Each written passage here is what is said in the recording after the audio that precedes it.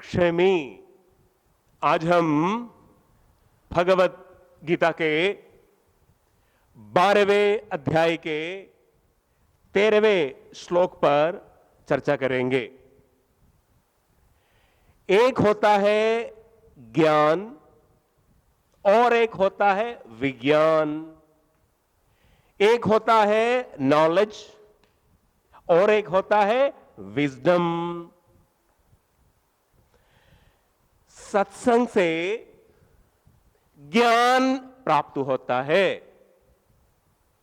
सत्संग से ज्ञान प्राप्त होता है। जब उस ज्ञान को जीवन में उतारेगा, जब उस ज्ञान को जीवन में लागू करेगा, जब उस ज्ञान को जीवन में अमल करेगा, तब उस ज्ञान विज्ञान में परिणित हो जाएगा। एक होता है ज्ञान और एक होता है विज्ञान। सत्संग से ज्ञान प्राप्त होता है। जब उस ज्ञान को जीवन में उतारेगा, तब ज्ञान विज्ञान में परिणित हो जाएगा।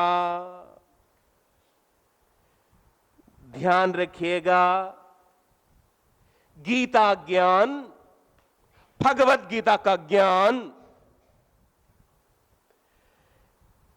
जीवन में उतारने के लिए है।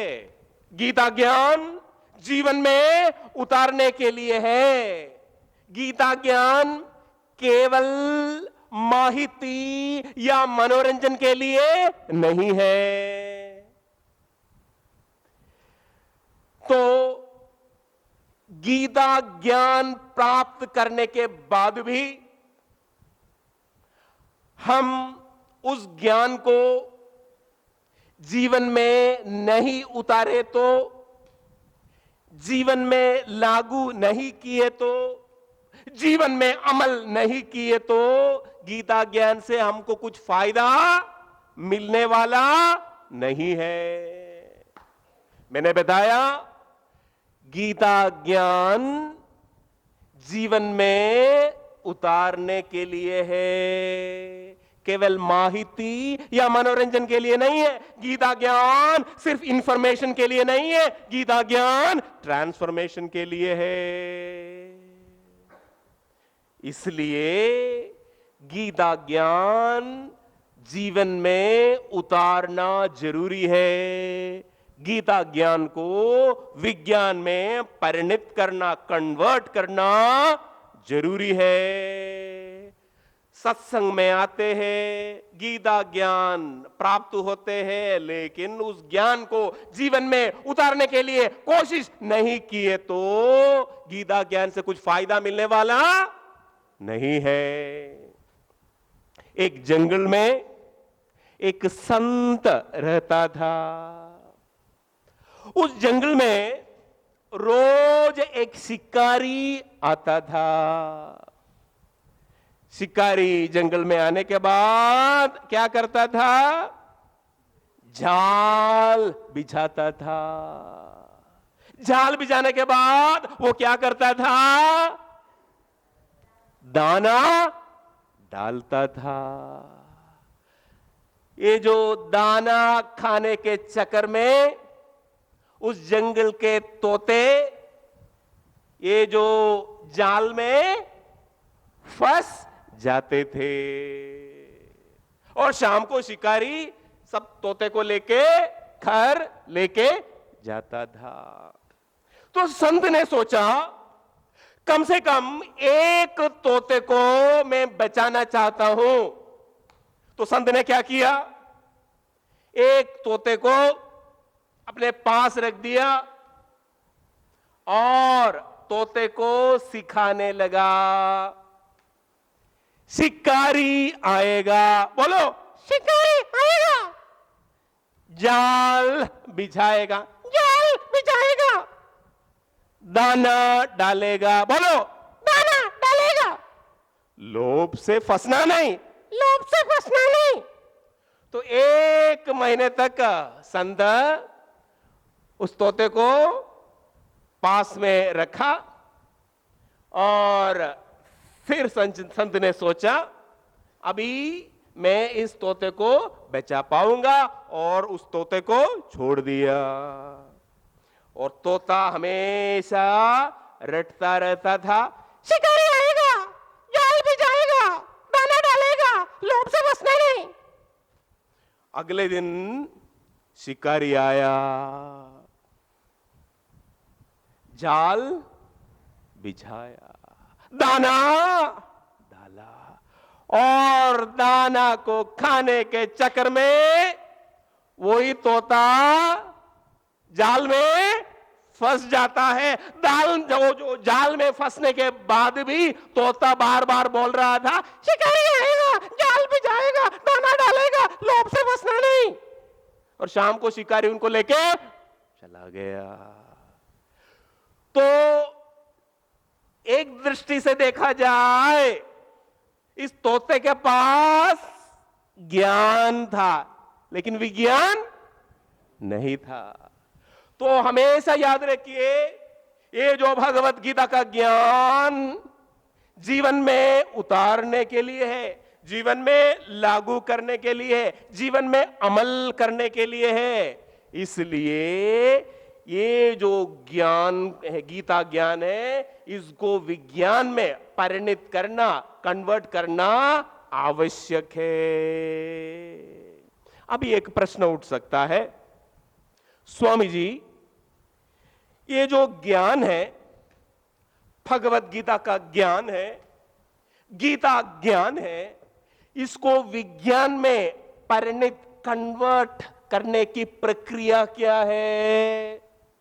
गीता ज्ञान को विज्ञान में परिणत करने की प्रक्रिया है, नंबर 1 श्रवण, नंबर 2 मनन, नंबर 3 निधिध्यासन। तो ज्ञान को विज्ञान में परिणत करने की प्रक्रिया क्या है? श्रवण, मनन और निधिध्यासन। श्रवण का मतलब है सत्संग, ध्यान पूर्वक श्रवण करना, सत्संग एकाग्रता पूर्वक सुनना, इसका नाम है श्रवण। मनन का मतलब क्या है? मनन का मतलब है सत्संग सुनने के बाद एकांत में बैठकर उसके बारे में चिंतन करना। जैसे जब हम गुरुकुल में पढ़ाई करते थे तो गुरुजी हमको भगवत गीता सिखाते थे, और हम सब विद्यार्थी लोग क्या करते थे, सुबह 4 बजे ब्रह्म मुहूर्त में उठ के वही प्रवचन के बारे में हम बार बार मनन करते थे। जैसे आप देखे होंगे, गाय है, सुबह दिन में घास खाती है, और बाद में शाम को आराम से बैठकर वो क्या करती है, उसको चबाती है। तो मनन कैसे है? कैसे है ये प्रक्रिया? चबाने जैसी है। तो ये है मनन। और तीसरा कदम है निधिध्यासन। निधिध्यासन का मतलब क्या है? वो जो गीता ज्ञान है उसको दैनिक जीवन में उतारना, दैनिक जीवन में लागू करना, दैनिक जीवन में अमल में लाना, इसको कहता है निधिध्यासन। मैं उदाहरण से समझाता हूं, तीनों स्टेप्स। एक होता है भोजन मुंह में डालना, और एक होता है भोजन को चबाना, और एक होता है उसको पाचन करना, डाइजेस्ट करना। तो भोजन मुंह में डालना, इसकी उपमा किसके साथ है? श्रवण के साथ। चबाना, इसकी उपमा किसके साथ है? मनन। और उसको पचाना, इसकी उपमा किसके साथ है? निधिध्यासन। अभी एक प्रश्न उठ सकता है, स्वामी जी आप बोल रहे थे गीता ज्ञान को विज्ञान में परिणत करने के लिए श्रवण, हाँ श्रवण हम कर सकते, हर रविवार हम आएंगे, लेकिन स्वामी जी मनन, सुबह 4 बजे उठ के एकांत में बैठ के चिंतन करना, हमारे पास टाइम किधर है? हम संसारी लोग हैं, हम गृहस्थ लोग हैं, हमारे पास टाइम किधर है? तो हम क्या करें? हम मनन करने के लिए हमारे पास टाइम नहीं, तो हम क्या करें? एक उपाय है, सच बताए तो एक ही उपाय है। वो उपाय क्या है? सत्संग में आते रहिए, आते रहिए, आते रहिए। उदाहरण से ऋषिकेश गए तो आप देख सकते हैं गंगा किनारे गोल गोल सुंदर गोल गोल पत्थर दिखाई देता है। तो ये जो गोल गोल पत्थर है, पहले एक साधारण सा पत्थर था, लेकिन गंगा जी में सिर्फ पड़े रहने से ये जो साधारण सा जो पत्थर है बाद में गोल गोल पत्थर बन गया। सो मैं बताता हूं, आपको मनन के लिए टाइम नहीं है तो, मनन के लिए फुर्सत नहीं है तो, मनन के लिए समय नहीं है तो सत्संग में पड़े रहिए, पड़े रहिए, पड़े रहिए। एक दिन गीता ज्ञान विज्ञान में परिणत हो ही जाएगा। इसलिए कभी ये मत बोलना स्वामी जी यही सत्संग 1 साल पहले मैंने सुना था। मेरा प्रश्न है, तुम बोलते हो 1 साल पहले मैं सत्संग सुना था, लेकिन तुमने इस सत्संग की बातों को जीवन में उतारा है क्या? उतारा है? लागू किया है? अमल में लाया है क्या?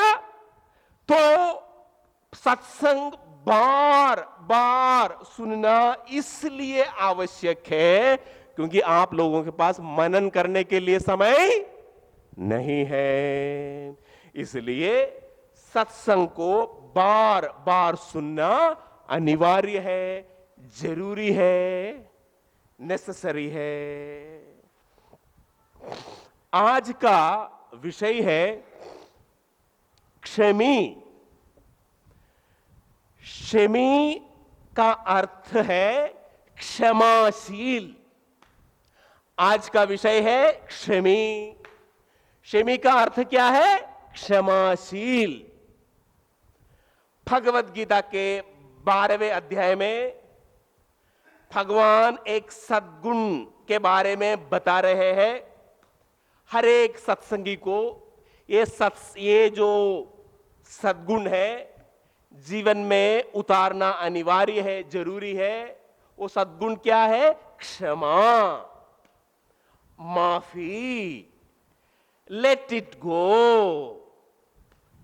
इधर की भाषा में लेट गो करना, जाने देना, छोड़ देना।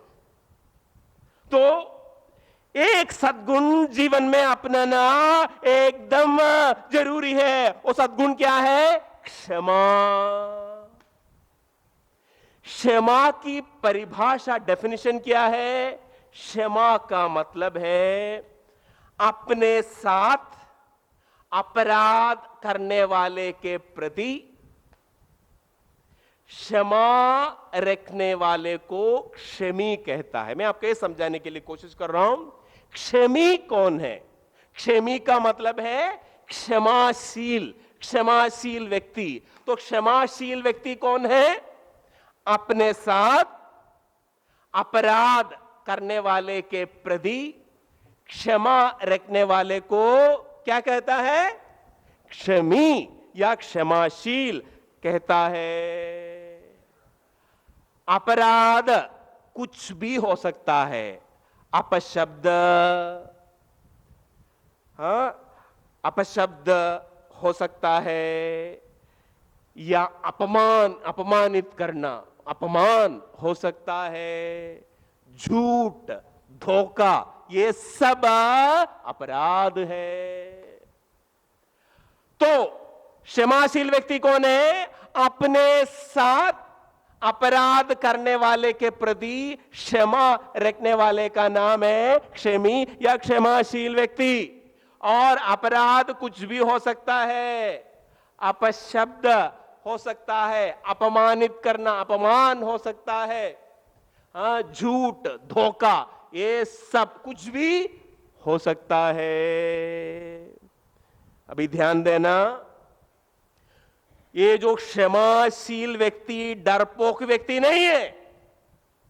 क्षमाशील व्यक्ति चाहे तो उनके साथ जो अपराध करता है उनको मुंह तोड़ जवाब दे सकता है, उनको दंड दे सकता है, लेकिन फिर भी क्षमाशील व्यक्ति लेट इट गो करता है, जाने देता है, क्षमा कर देता है, माफी कर देता है। पुराण में एक सुंदर कथा आती है। एक बार सप्तऋषि लोग मिलके चर्चा कर रहे थे। चर्चा का विषय था ब्रह्मा, विष्णु और महेश में सबसे श्रेष्ठ कौन है। तो सप्तऋषि यानी 7 ऋषि लोग, तो हर एक ऋषि अलग अलग, यानी कुछ ऋषि ये बोल रहे थे ब्रह्मा जी श्रेष्ठ है, कुछ ऋषि लोग ये बता रहे थे महादेव श्रेष्ठ है, कुछ लोग ये बता रहे थे विष्णु ही श्रेष्ठ है। तो इसका नतीजा नहीं निकल रहा था।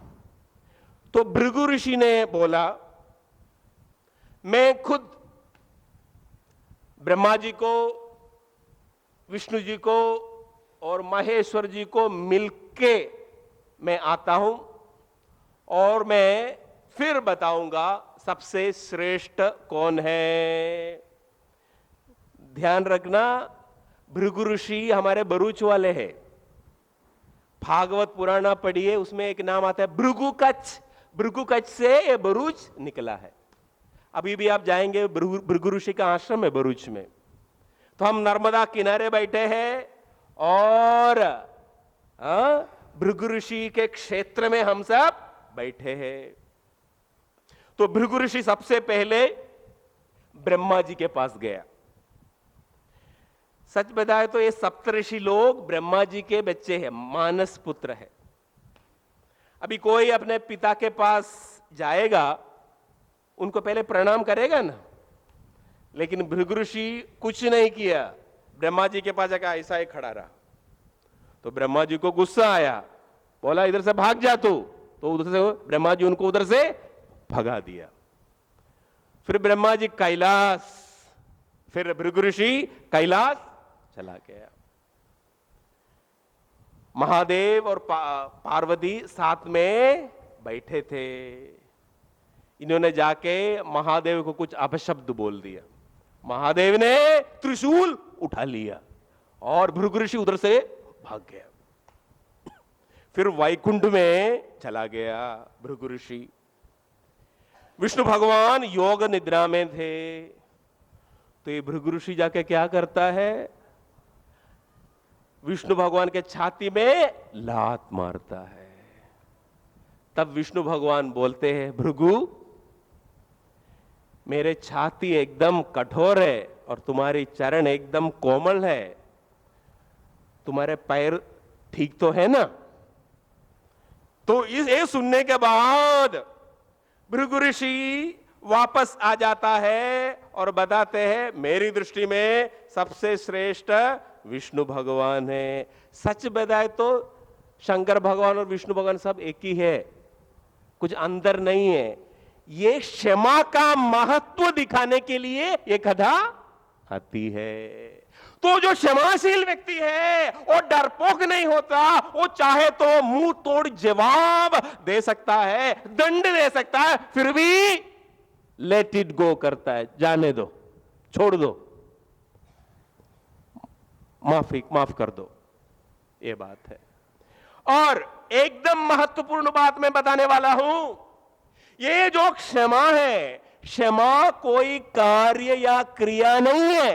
क्षमा एक दृष्टिकोण है, क्षमा देखने का नजरिया है, क्षमा भीतर का भाव है, क्षमा मेंटल एटीट्यूड है।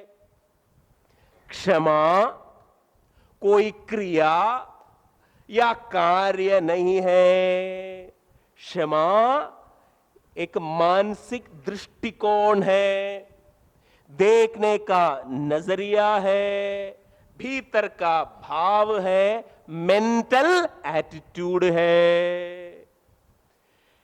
एक बार बुद्ध भगवान अपने हजारों शिष्यों के साथ एक गांव से पसार रहे थे।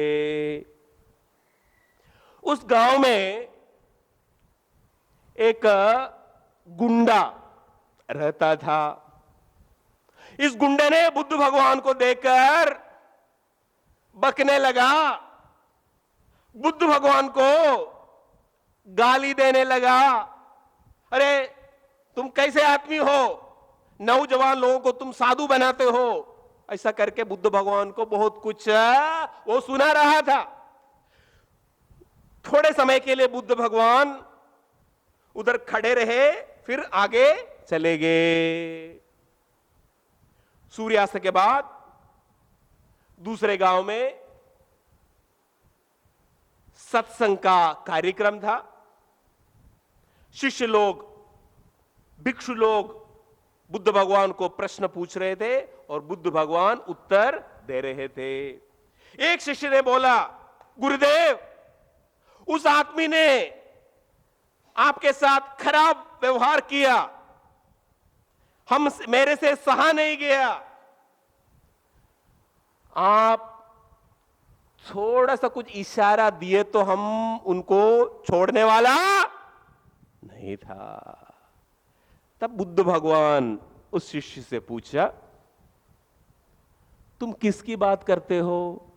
गुरुदेव, वो जो व्यक्ति उस गांव में आपको गाली दे रहा था। तब बुद्ध भगवान ने बोला, उनको एक प्रति प्रश्न किया शिष्य को, बेटा,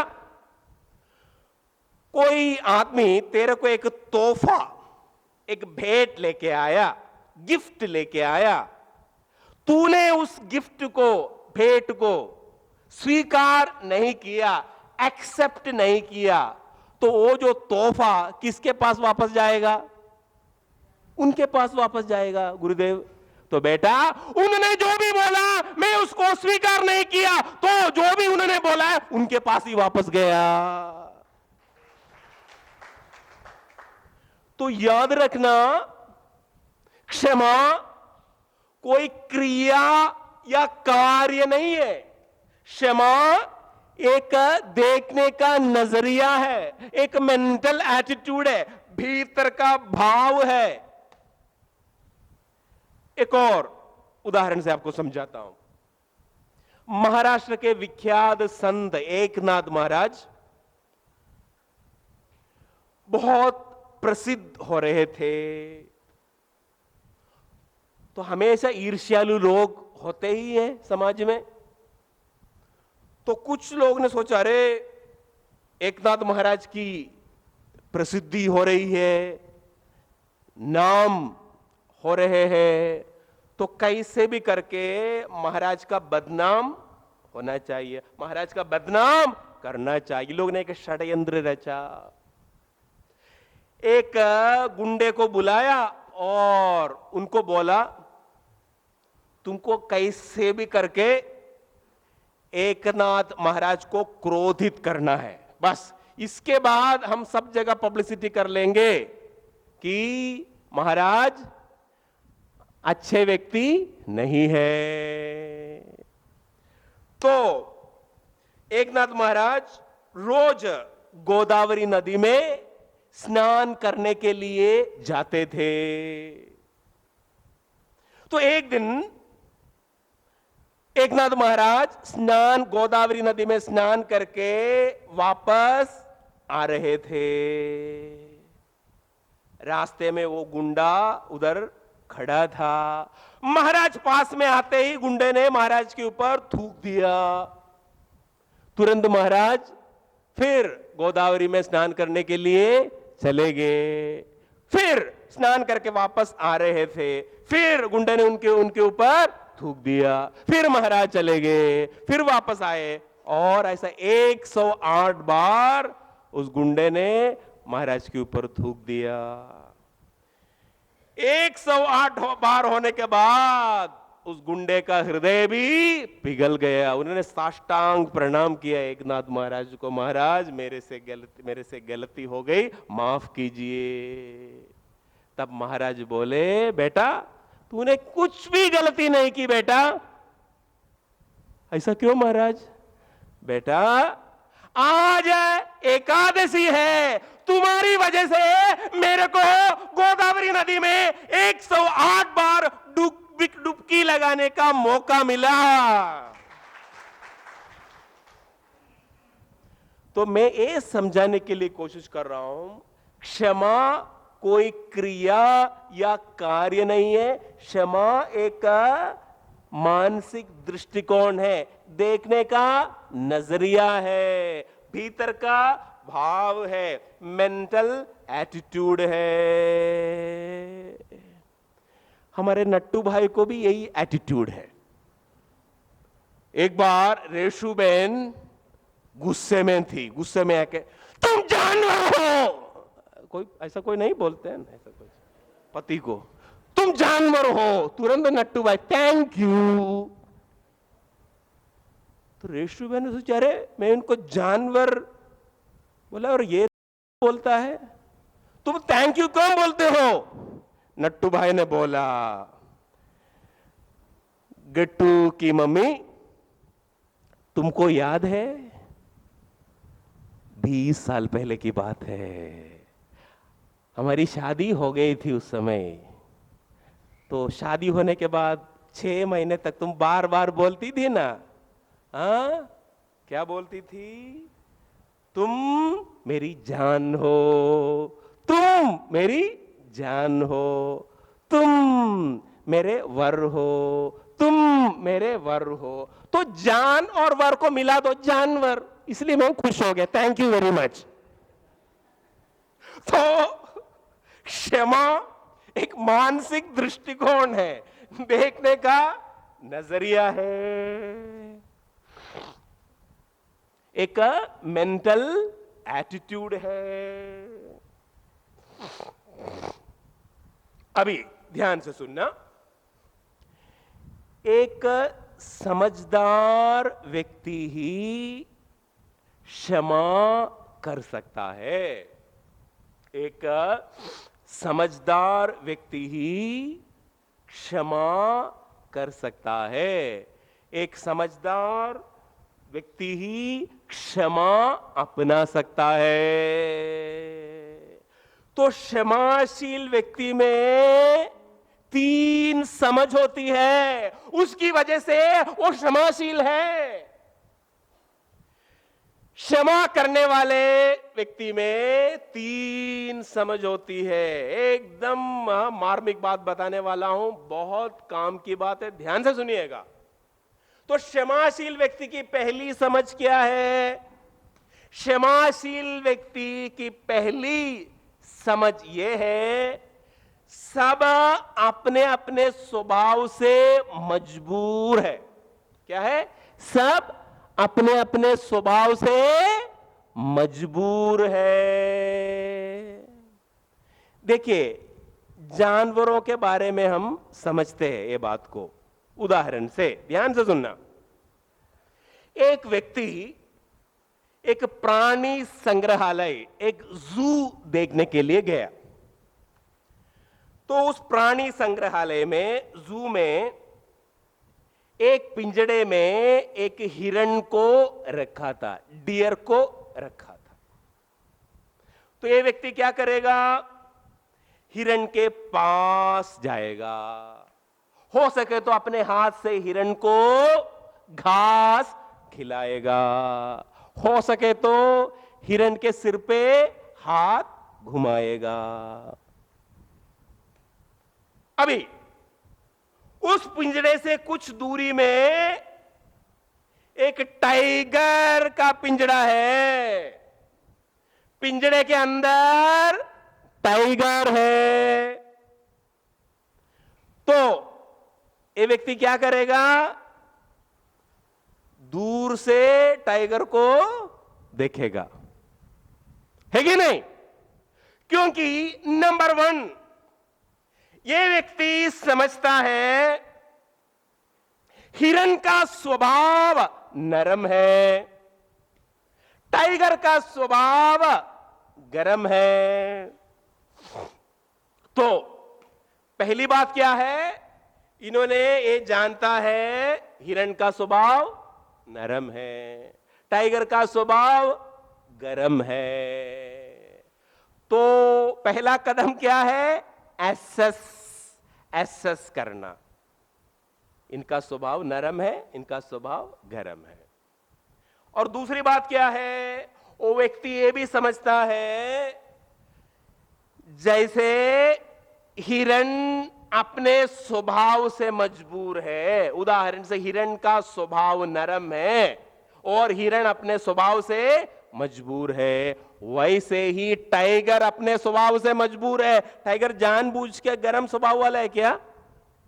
अपने स्वभाव से वो मजबूर है। जैसा हिरण का स्वभाव नरम है वैसा और टाइगर का स्वभाव गर्म है। तो दोनों जानवरें अपने स्वभाव से मजबूर है। तो दूसरा कदम क्या है?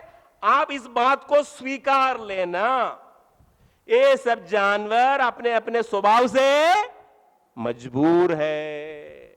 इसको कहता है पहला एसेस, इसके बाद एक्सेप्ट। आपको स्वीकारना पड़ेगा ये बात को, और स्वीकार लेते हैं आप। और तीसरी बात क्या है? आप ये समझ लिए कि ये जो टाइगर अपने स्वभाव से मजबूर है, हिरण अपने स्वभाव से मजबूर है, इसके बाद क्या करता है? आप अपने आप को उनके स्वभाव के मुताबिक, ध्यान से सुनिएगा, उनके स्वभाव के मुताबिक आप अपने आप को एडजस्ट कर लेता है कि नहीं? इसलिए हिरण के पास आप जाएगा, लेकिन टाइगर के पास जाएगा क्या? नहीं। तो तीसरा स्टेप क्या है? एडजस्ट। उनके स्वभाव के मुताबिक अपने आप को एडजस्ट करने का। तो पहली बात क्या है? एसेस। इनका स्वभाव नरम है और उनका स्वभाव गर्म है, एसेस करना। नंबर 2, एक्सेप्ट, स्वीकारना। दोनों अपने अपने स्वभाव से मजबूर है। नंबर 3, उनके स्वभाव के मुताबिक अपने आप को एडजस्ट करना। हिरण का स्वभाव नरम है तो उनके पास जाओ, अपने हाथ से घास खिलाओ, उनके सिर पे हाथ घुमाओ। लेकिन आप जैसे हिरण के साथ करते हो वैसा आप टाइगर के साथ करेगा क्या? है? टाइगर के पास भी गया, उनके सिर पे हाथ घुमाया, टाइगर ने आपका हाथ खा लिया। मैंने कभी नहीं सोचा था ये ऐसा मेरे साथ व्यवहार करेगा। I never thought he would behave like this। ऐसा बोलेगा क्या? अरे किसने बोला अपने हाथ को उसके मुंह में डालने के लिए? किसने बोला था क्या? अभी ध्यान से सुनना, मनुष्य भी अपने अपने स्वभाव से मजबूर है। जानवर और मनुष्य में ज्यादा फर्क नहीं है। जिसको सत्संग प्राप्त नहीं है, मैं बोलता हूं ज्यादा करके लोगों को जो सत्संग प्राप्त नहीं है, उनके व्यवहार और जानवर के व्यवहार में ज्यादा फर्क नहीं है। तो मनुष्य में भी अलग अलग नमूने हैं। सांप जैसे भी कुछ लोग हैं, बिच्छू जैसे भी, आपको पास में तो लेकिन गाय जैसे भी लोग हैं, हिरण जैसे भी लोग हैं। तो आपको क्या करना चाहिए? Number 1, assess. ये कौन सी श्रेणी में आती है? सांप की श्रेणी में या गाय की श्रेणी में? ये क्या है? एसेस। तो ऐसी बात है। और दूसरी बात क्या है? फिर समझ लेना, ये अपने स्वभाव से मजबूर है। और तीसरी बात कि उनके स्वभाव के मुताबिक अपने आप को एडजस्ट करना।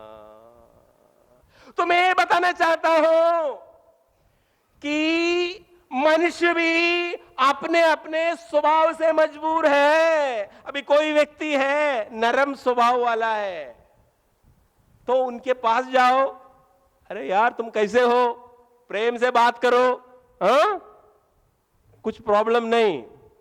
लेकिन किसी की श्रेणी टाइगर जैसा है, दूर से हरि हर,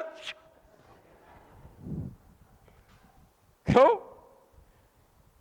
पास में जाने का नहीं। अरे अरे अरे अरे, मैंने स्वामी जी मैं कभी नहीं सोचा तो वो मेरे साथ ऐसा बर्ताव करेगा। अरे तुम्हारी गलती है ना। देखिए, सत्संग सुनने के बाद ये समझने की जरूरत है कौन किस श्रेणी में आती है। अभी किसी का मिस्टर है, बहुत चिल्लाता है,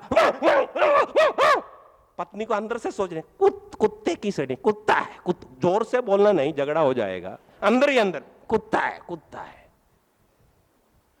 तो पहली बात क्या है, आपको एसेस करना पड़ेगा जिस लोगों के साथ आप संपर्क में हो, कौन सी श्रेणी में है।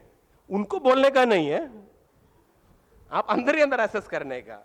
अभी किसी का स्वभाव नरम हो, हिरन जैसा हो, पास में जाओ, बात करो, प्रेम से बात करो। लेकिन जिसका स्वभाव टाइगर या सांप जैसे हो, आपको क्या करना, ये 3 स्टेप्स आपको अप्लाई करने के। नंबर 1 क्या है, एसेस करने का, किसका कैसा स्वभाव है। और इसके बाद क्या करने का कि ये स्वीकार लेना आपको, ये अपने अपने स्वभाव से मजबूर है। और तीसरी बात क्या है, एडजस्ट करना, उनके स्वभाव के मुताबिक आपको अपने आप को एडजस्ट करना चाहिए। हमारी सबसे बड़ी गलती क्या है, अभी किसी का पति का स्वभाव टाइगर जैसा है और पत्नी बार बार तुम हिरन जैसा क्यों नहीं हो, हिरन जैसा क्यों नहीं हो। अरे बात बाबा, वो टाइगर जैसा है, वो क्या करेगा? टाइगर हिरन जैसा व्यवहार कर सकता है क्या? है? तो आपको क्या करना चाहिए कि ये 3 स्टेप्स आपको एसेस कर लेना, इसके बाद एक्सेप्ट कर लेना, और तीसरी बात उसके मुताबिक अपने आप को एडजस्ट कर लेने का, यही बात है। तो ये जो क्षमाशील व्यक्ति के अंदर ये समझ है कि ये लोग अपने अपने स्वभाव से मजबूर है। आपको लगता है आपको टाइगर के प्रति दुश्मनी है क्या? टाइगर के प्रति आपको क्षमा भाव है, स्वीकार भाव है, एक्सेप्टेंस है। क्यों? आप जानते हो टाइगर अपने स्वभाव से, ऐसे आदमी लोग भी, पुरुष या स्त्री हो, जो अपने स्वभाव से मजबूर है। अपने स्वभाव को सुधारना लगभग नामुमकिन है। जिसके ऊपर गुरु कृपा हो, जो सत्संगी हो, वो लोग स्वभाव बदल सकते हैं शायद, लेकिन 99% लोग, मेरे को ऐसा लगता है कि अपने स्वभाव को वो सुधार नहीं कर सकते। तो आपको क्या करना चाहिए? नंबर 1, उनको आप एसेस करो, जिसका स्वभाव कैसा है ऐसा एसेस करना। इसके बाद आप स्वीकारना, ये बात को स्वीकार लो, ये अपने स्वभाव से मजबूर है। और इसके बाद उनके स्वभाव के मुताबिक आप अपने आप को एडजस्ट कर लो। इसलिए हम बताते हैं, कुछ लोग क्या जल्दी में दोस्ती कर लेते, फिर जल्दी में दुश्मनी भी हो जाती है। ऐसा नहीं, सोच समझ के जिसका किसका स्वभाव कैसा है और आप एसेस करना, उसके बाद अपने आप को उसके मुताबिक एडजस्ट करना। तो क्षमाशील व्यक्ति की पहली समझ क्या है? सब अपने अपने स्वभाव से मजबूर है, इसलिए वो लेट इट गो करता है, माफ कर देता है, क्षमा करता है। ये समझ के कारण अपने स्वभाव से मजबूर है, बेचारा क्या करेगा। दूसरी समझ है, ध्यान से सुनने की बात है, एकदम इंपॉर्टेंट, मैं जो बताने वाला हूं ये बहुत आपको दैनिक जीवन में बहुत मदद करने वाली बात है, ये ध्यान से सुनना। दूसरी बात यह है, क्षमाशील व्यक्ति में यह समझ है कि दुखी आदमी ही दूसरे को दुखी करता है। दुखी आदमी ही दूसरे को दुखी करता है। उनके अंदर ये समझ है। एक बार द्रौपदी ने युधिष्ठिर महाराज को पूछी, पतिदेव, ये जो दुर्योधन है वो आपको बार बार गाली देते हो, आपको बार बार अपमान करते हो, फिर भी आप उनके साथ प्रेम से क्यों व्यवहार करते हो? तो युधिष्ठिर महाराज बोलते हैं, देखो, जिसके पास जो है वो ही दूसरे को वो दे सकता है। जिनके पास जो है वही चीज वो दूसरे को दे सकता है। दुर्योधन के पास गाली है, गलौच है, दुश्मनी है, अत्याचार है, इसलिए वही चीज वो दूसरे को दे सकते हैं। मेरे हृदय में प्रेम के अलावा, प्यार के अलावा कुछ है ही नहीं, इसलिए मैं दूसरों को प्रेम ही दे सकता हूं। तो हमेशा याद रखो, दुखी व्यक्ति ही दूसरे को दुखी करता है। अभी लोग दुखी होते हैं मुख्यतः दो कारणों से। दुखी आदमी ही दूसरे को दुखी करता है, और लोग दुखी होते हैं मुख्यतः दो कारणों से। पहला कारण, इसको हम कहते हैं चेन रिएक्शन, श्रृंखला प्रतिक्रिया। आप सबका ये अनुभव रहा होगा, आपने उनका कुछ बिगाड़ा ही नहीं, लेकिन वो आके बिना कारण आपको परेशान करते, आपके ऊपर गुस्सा करता है। हाँ, तो ये समझने के लिए श्रृंखला प्रतिक्रिया, चेन रिएक्शन क्या है, ये समझने की जरूरत है। चेन रिएक्शन का मतलब है, उदाहरण से एक आदमी ने दूसरे को, एक भीड़ भाड़ है एक जगह, एक ने दूसरे को धक्का लगा दिया, दूसरे ने तीसरे को, तीसरे ने चौथे को। ऐसा होता है क्या? है ना? तो श्रृंखला प्रतिक्रिया में क्या होती है, एक ने दूसरे को परेशान किया, दूसरे ने फिर तीसरे को, तीसरे ने फिर चौथे को, ऐसा श्रृंखला चलती रहती है। मैं उदाहरण से समझाता हूं। एक आदमी अंकलेश्वर जीएडीसी में काम करता था। तो एक दिन वो सुबह सुबह कंपनी पहुंच गया, लेकिन उस दिन उनका बॉस एकदम खराब मूड में था। क्यों? पत्नी के साथ झगड़ा करके वो आया था, और पत्नी के साथ उनका कुछ चलता नहीं है, तो पूरा गुस्सा लेके कंपनी में आया। अभी अपलोड किए तो डाउनलोड भी करना पड़ेगा ना, खाए तो निकालना भी पड़ता है ना। तो पत्नी ने अपलोड कर दिया, अभी इनको डाउनलोड करना पड़ेगा। तो उनको बेली का बकरा मिल गया, ये आदमी उधर गया और बॉस ने उनके ऊपर टूट पड़ा, तुम काम नहीं करते हो, तुम ऐसा बैठे रहते हो। बेचारा एकदम ठीक से काम करता है, तुम कुछ भी काम नहीं करते हो, तुम ऐसा बैठे रहते हो, तुमको मैं निकालने वाला हूं, ऐसा ऐसा ऐसा ऐसा बात क्यों, बिना कारण, बेवजह। अभी ये जो आदमी है बॉस को बोल नहीं सकते, क्योंकि नौकरी चली जाएगी। अभी बॉस ने इनके सिर पे अपलोड कर दिया, अभी इनको डाउनलोड करना पड़ेगा। तो ये सीधा घर चला गया। घर पहुंचते ही बेचारी पत्नी ने भोजन बनाई थी, एक सब्जी में नमक थोड़ा सा कम, बस। आप जानते हैं कोई बड़ी बात नहीं, हर जगह एक डब्बी में भर के रखते हैं क्या नमक, तो थोड़ा नमक डालने का। लेकिन उन्होंने, बॉस ने इनके सिर पे अपलोड किया था, तो घर पे आते एक गिलास मुंह में रखते ही ब्लास्ट हो गया, फायरिंग चालू हो गया। तुम कैसे भोजन बनाती हो? हा? हम मेहनत करके आते, तुम कैसे भोजन बनाती? तुम्हारी गलती नहीं, तुम्हारी मम्मी की गलती है, संस्कार नहीं थे, मम्मी की गलती, तुम्हारी दादी की गलती है। 14 पीढ़ी तक गाली, किसके लिए? थोड़ा सा नमक कम। अभी अगले दिन ये आदमी कंपनी चला गया, तो उस समय तो उन्होंने इनके ऊपर डाउनलोड किया, फिर अभी क्लियर है, माइंड क्लियर है। तो उन्होंने बोला अभी तुम्हारी पगार बढ़ने वाली है। संसारी लोगों के लिए सबसे खुशी की बात क्या है? पगार। स्वामी जी एसएमएस आ गया, पगार डिपॉजिटेड। तो क्या हुआ कि पगार बढ़ने वाली, वो झूम झूम के खर्रा रहा था। बेचारी पत्नी टेंशन में, थोड़ा सा नमक कम था कल और इतना बड़ा महाभारत। आप जानते हैं, आप टेंशन में कुछ भी काम करोगे उल्टा काम हो जाता है ना। बेचारी 2 बार नमक डाल दी टेंशन में। ये आदमी आया और झूम झूम के खुशी में थी। एक गिलास मुंह में रखते ही वो बोलने लगी, बबली तुम क्यों चिंता करती हो, आज हम लॉर्ड्स प्लाजा में खाना खाएंगे।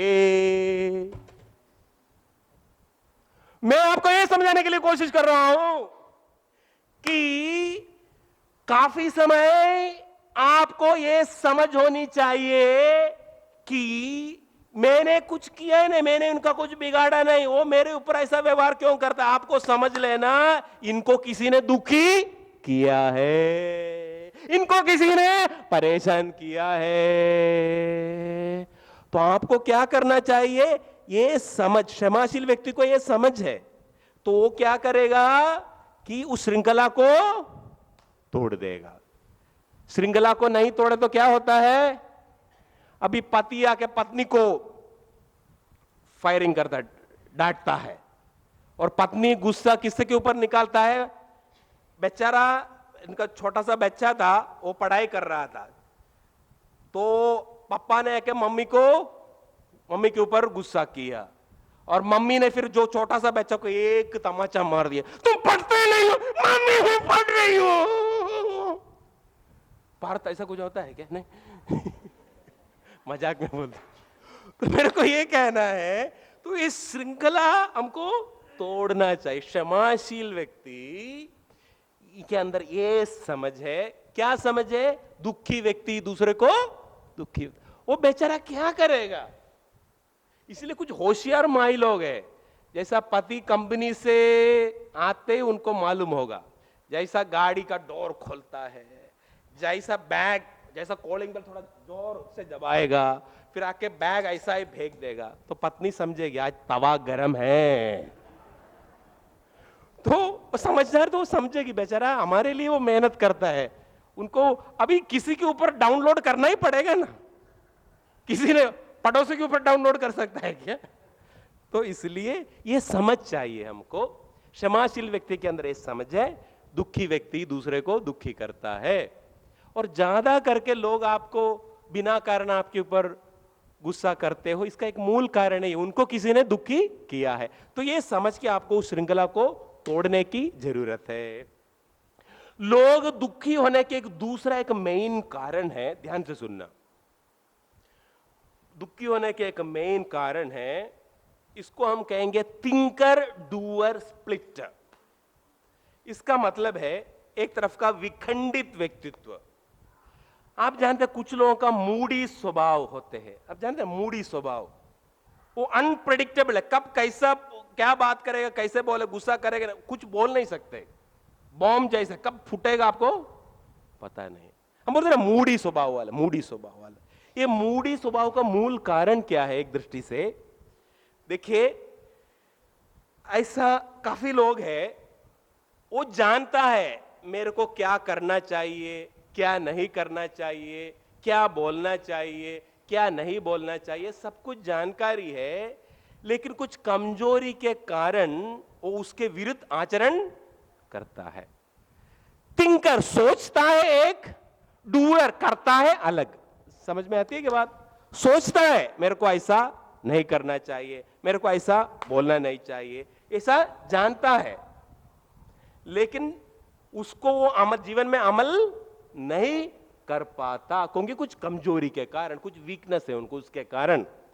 तो सोचता है एक, करता है अलग। फिर क्या होता है हमारे अंदर? हम अपने आप को 2 टुकड़ा कर लेता है। इसलिए अंदर अंदर महाभारत, चलेगा। और ऐसे जो मूडी लोग होते हैं वो दूसरों से नाराज नहीं, अपने आप से नाराज रहते हैं। और ऐसे लोग है ना, कब कैसे आपके साथ व्यवहार करेगा आप बोल नहीं सकते। देखिए शुरू शुरू में हम ज्यादा संसार में गए नहीं था, पढ़ाई के बाद साधु बन गया। तो शुरू शुरू में मैं सोचा, लोग फोन करते समय पहले, स्वामी जी तबीयत ठीक है ना? मैं बोला ठीक हूं। स्वामी जी आश्रम ठीक से चलता है ना? चलता है। गौशाला कैसी चलता है?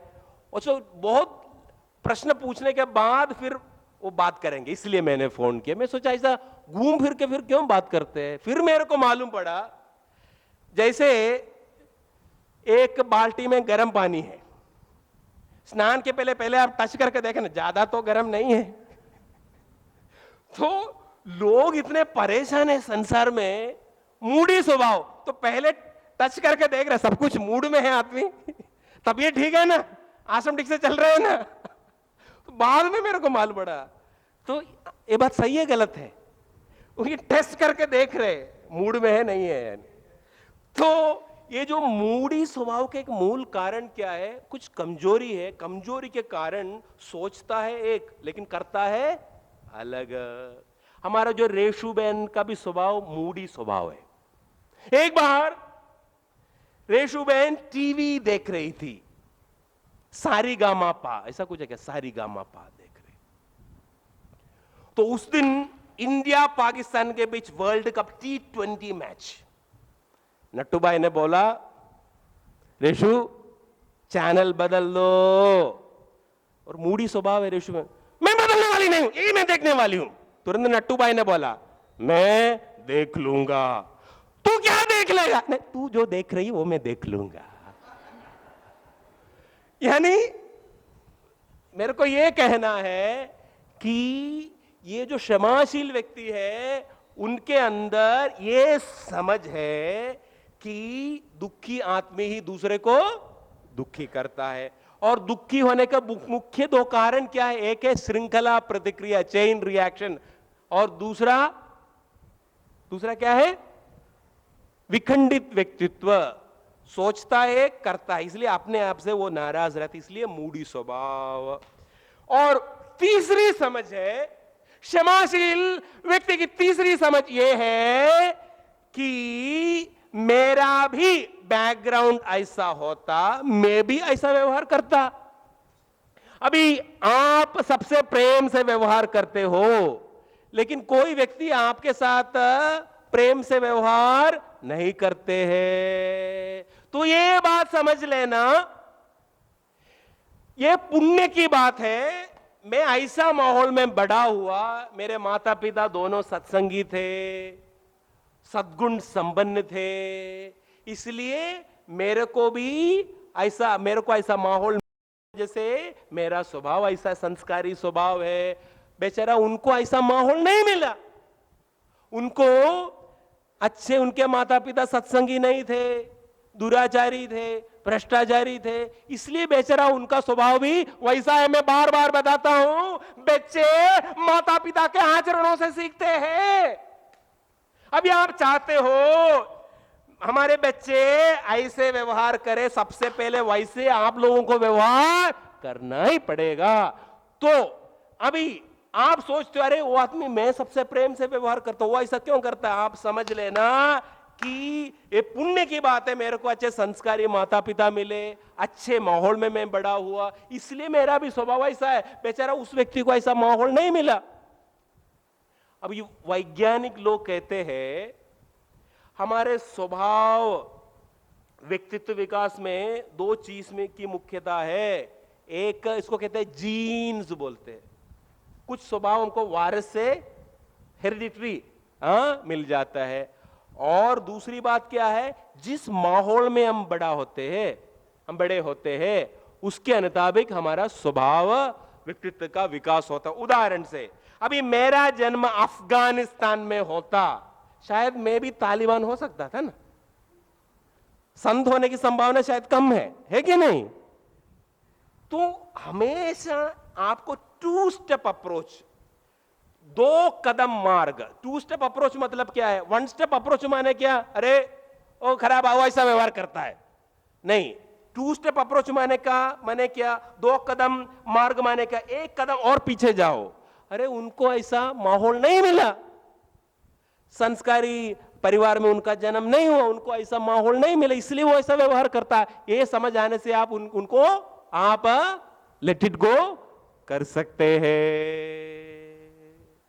देखिए, मैं बार बार ये बात दोहराता हूं कि हमेशा याद रखो कि सत्संग प्राप्त होना बहुत बड़ी बात है। सत्संग से हमको जीवन जीने की कला प्राप्त होती है। बात सही है गलत है? जो गीता ज्ञान जिसके पास है उनको सब कुछ पता है जीवन कैसे जीना चाहिए, लेकिन इस भरूच अंकलेश्वर में लाखों लोग हैं, कितने लोगों को पास एक गीता ज्ञान है? तो किसी का व्यवहार अच्छे नहीं है तो समझ लेना उनको पुण्य नहीं है बेचारे, उनको ऐसा माहौल नहीं मिला, उनको सत्संग की प्राप्ति नहीं हुई, उनको साधना की प्राप्ति नहीं हुई, उनको सेवा की प्राप्ति नहीं, और उनको सद्गुरु की भी प्राप्ति नहीं हुई। तो हमेशा याद रखो कि किसी का व्यवहार ठीक नहीं हो, समझ लेना कि उनके जैसा माहौल में मैं भी बड़ा होता, मैं भी वैसा ही व्यवहार करता, ऐसा समझ के आपको लेट गो करना चाहिए। इसलिए सत्संग प्राप्त करना बहुत ही इंपॉर्टेंट बात। इसलिए मैं बताता हूं, आप लोग आएंगे अपने बच्चों को भी लेके आओ, क्योंकि वो लोग भी जीवन जीने की कला सीख सकते हैं। देखिए, हमारा नारा क्या है? सत्संगी परिवार सुखी परिवार, यही हमारा नारा है। जिसको सत्संग प्राप्त नहीं है उनके पास गाड़ी होंगे, गाड़ी, बंगले, बैंक बैलेंस, सब कुछ, लेकिन मन की शांति कभी भी नहीं होगी। एकदम पक्की बात मैं बताता हूं। इसलिए सत्संगी होना बहुत ही जरूरी है। ये सब बातें आपको स्कूल कॉलेज में सुनने में आती है क्या? नहीं है, ये सब सत्संग से प्राप्त होते हैं। तो हमेशा याद रखो, किसी का व्यवहार ठीक नहीं है, 2 कदम, 1 कदम और पीछे जाओ। समझो बेचारा उनको ऐसा माहौल नहीं मिला, उनको सत्संग नहीं मिली, सत्संग की प्राप्ति नहीं हुई, या साधना सेवा सद्गुरु उनको प्राप्त नहीं है, इसलिए वो ऐसा व्यवहार करता है। मेरे पास मेरे पुण्य की बात है, मेरे सौभाग्य की बात है, मेरे को सत्संग साधना सेवा और सद्गुरु प्राप्त है। देखिए, शिव परिवार आप देख लीजिए, शिव परिवार, शंकर भगवान के परिवार आप देख लीजिए। जो शंकर भगवान का वाहन है क्या है? नंदी है। और पार्वती मां का वाहन क्या है? सिंह है। एक दृष्टि से देखा जाए सिंह और नंदी में शत्रुता है ना? सिंह नंदी को खा सकता है, लेकिन शिव परिवार में सिंह और नंदी दोनों प्रेम से रहते, क्योंकि दोनों सत्संगी है। शंकर भगवान के गले में नाग है, और गणेश जी का वाहन क्या है? चूहा है। जनरली चूहा और नाग शांति से रह सकते हैं क्या? लेकिन सांप है तो चूहे को खा जाता है। लेकिन जो शंकर भगवान के गले में जो नाग है और गणेश जी का जो वाहन चूहा है, दोनों प्रेम से रहता है, क्योंकि दोनों सत्संगी है। देखिए, शंकर भगवान के गले में जो नाग है और कार्तिक स्वामी है, उनका वाहन क्या है? मयूर, मोर है। मोर और नाग, दुनिया में दोनों के बीच प्रेम का संबंध है या दुश्मनी का संबंध है? लेकिन जो शिव परिवार में दोनों प्रेम से रहते हैं, क्योंकि दोनों सत्संगी है। इसलिए किसी का व्यवहार ठीक नहीं है, समझ लेना उनको सत्संग प्राप्त नहीं है, और मेरे को सत्संग प्राप्त है। ये समझ आते ही आपको दुश्मनी नहीं आएगी, करुणा जागेगी, सहानुभूति जागेगी आपके अंदर। ये बात है। अंतिम में हम ये समझने के लिए कोशिश करेंगे कि जीवन में क्षमा अपनाने से फायदे क्या क्या है? जीवन में क्षमा अपनाने से पहला फायदा यह है, आपको मन की शांति प्राप्त होगी। जिधर क्षमा भाव नहीं है, उधर गाली गलौच है, झगड़ा है, दुश्मनी है। जिधर क्षमा भाव नहीं है, उधर गाली गलौच है, झगड़ा है, दुश्मनी है, और ये सब चीजें मन को अशांत करने वाली चीजें हैं। देखिए, बात ये नहीं है कि कौन सही है कौन गलती है, बात यह है ये मेरी जिंदगी है, ये मेरी लाइफ है, मेरे को शांति से जीना है, यही बात है। देखिए, उदाहरण से आप टू व्हीलर स्कूटर चला के आप जा रहे हैं और रॉन्ग साइड से एक ट्रक आ रही है। आप ऐसे सोचेगा क्या कि मैं सही हूं, वो गलत है, इसलिए टक्कर होने दो, सोचेगा?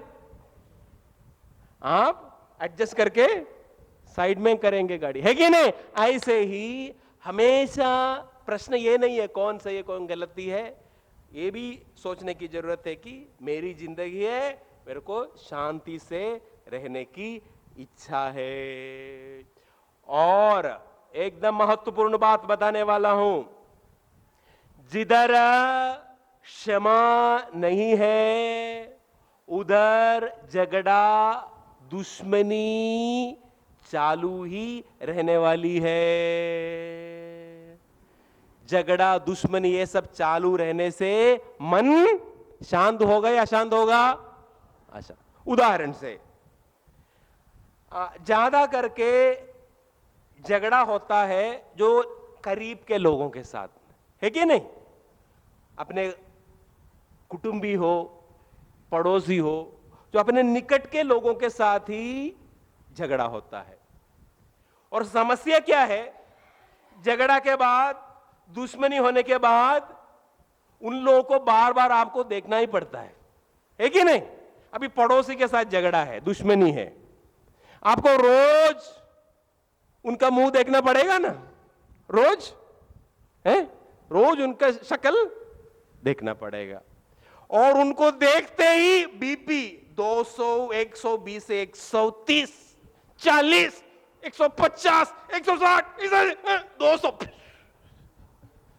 और पड़ोसी तो देखना ही पड़ेगा ना, है? और वो किसी से बात कर रहा है, मेरे को टोन मार रहे हैं क्या? कुछ भी बात मेरे बारे में है क्या? शांति से रह सकता है क्या? हा? और आपके कुटुंबी लोग हैं तो कुछ ना कुछ सामाजिक कार्यक्रम होता ही रहता है, शादी हो, ये सब, तो जाते ही उनके साथ टकराना पड़ता है, तो देखते बीपी।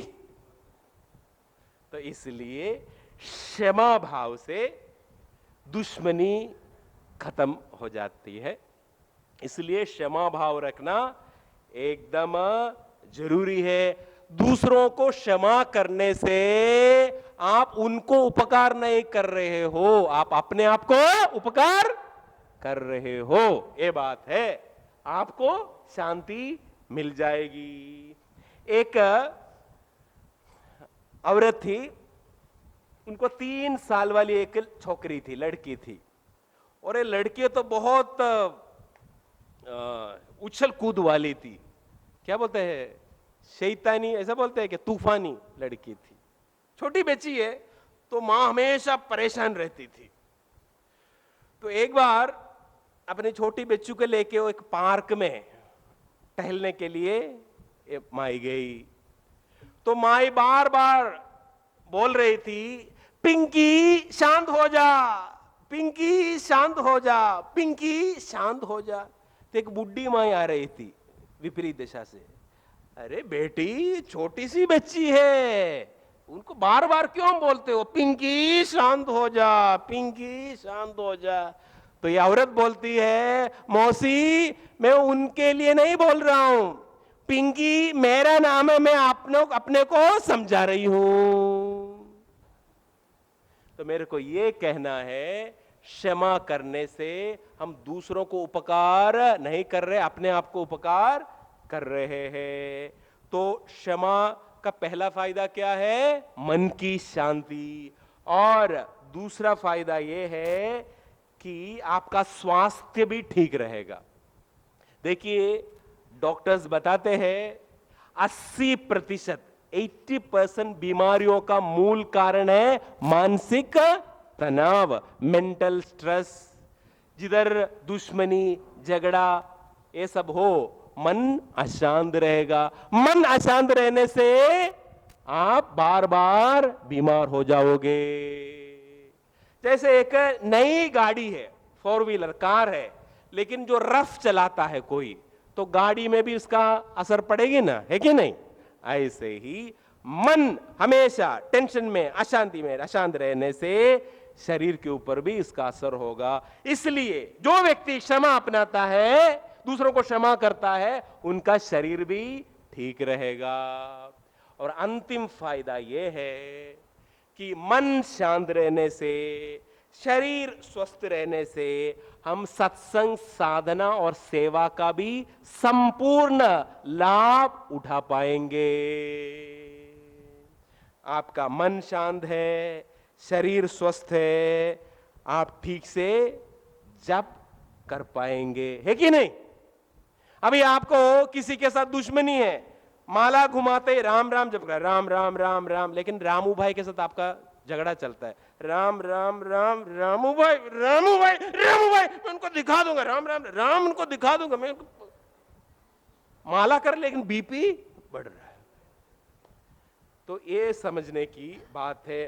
तो जीवन में क्षमा अपनाने से मन शांत रहेगा, स्वास्थ्य ठीक रहेगा और सत्संग, साधना और सेवा का भी पूर्ण लाभ उठा पाएगा। एक बात ध्यानपूर्वक सुनिए, इस दुनिया में 5%, लगभग 5% ऐसे लोग हैं जानबूझकर दूसरों को परेशान करता है। जैसे हम बताएं, आगे हम बताते हैं ना, एग्रेसिव बैड, इनको बताते हैं सक्रिय बुरे लोग। ये जो लोग हैं जानबूझकर दूसरों को परेशान करता है, प्रेम से समझाने के बाद भी परेशान करता रहता है। तो ऐसे लोगों के साथ आपको एक्शन लेना पड़ेगा, कार्रवाई करनी पड़ेगी आपको, लेकिन अंदर दुश्मनी नहीं रखने की है। जो लोग हैं बार बार समझाने के बाद भी आपको परेशान करते हो, जानबूझकर परेशान करते हो, आपको जवाब देना ही पड़ेगा, आपको एक्शन लेना ही पड़ेगा, नहीं तो लोग आपको जीने नहीं देंगे। लेकिन सिर्फ 5% ऐसे लोग हैं, बाकी लोग मैंने बताया ना, 3 कारणों से ये लोग हमको परेशान करते हैं। तो लेकिन कार्रवाई करने के बाद या एक्शन लेने के बाद भी उन लोगों के प्रति दुश्मनी नहीं रखने की है, क्योंकि दुश्मनी रखने से मन अशांत हो जाएगा।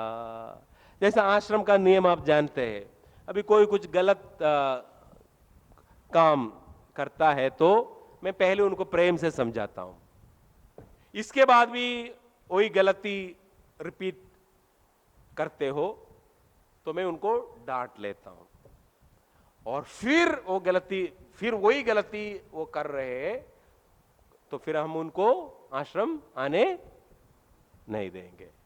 तो ऐसे ही कि आपको सिर्फ 5% ऐसे लोग हैं जो जानबूझकर आपको परेशान करते हो, तो आपको एक्शन लेना पड़ेगा, लेकिन मन में दुश्मनी नहीं रखने की है। जैसे एक मजिस्ट्रेट है, तो मजिस्ट्रेट सजा सुनाती है, सजा सुनाते समय उनको उस व्यक्ति के प्रति कोई दुश्मनी है क्या मन में? नहीं। ऐसा ही आपको एक्शन लेना पड़ेगा, लेकिन भीतर दुश्मनी नहीं रखने की है। तो जीवन में क्षमा अपनाइए और आगे बढ़िए। ओम हरि हर।